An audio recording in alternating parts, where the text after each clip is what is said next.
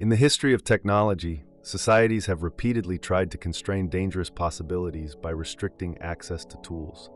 Gunpowder, strong encryption, photocopiers, and the printing press all inspired intense anxiety and campaigns for tight control. Yet in practice, most of these technologies diffused and became woven into social and legal systems that lean less on blanket prevention and more on norms, accountability, and after-the-fact adjudication.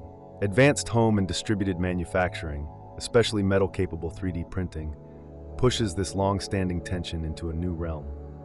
As printers become cheaper, more capable, and networked, the ability to fabricate complex, regulated, or hazardous objects disperses from industrial plants into garages, makerspaces, and microfactories.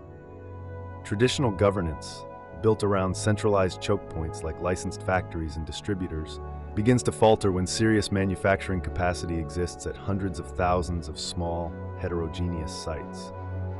One response is to extend the industrial control model downward, licensing advanced printers, embedding mandatory filters and kill switches, or using AI to scan every design file and print job for disallowed objects.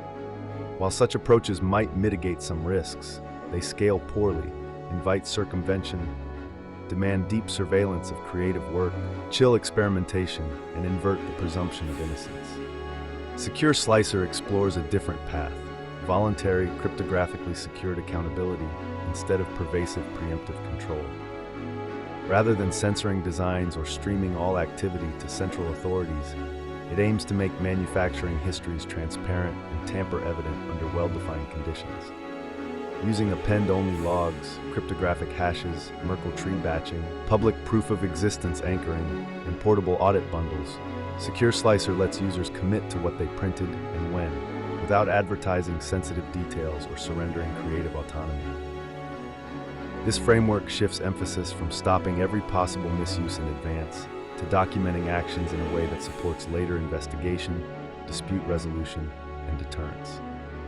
It treats distributed manufacturers less as perpetual suspects and more as responsible actors who can prove compliance when needed. In a world of increasingly powerful tools at the edge, the essay argues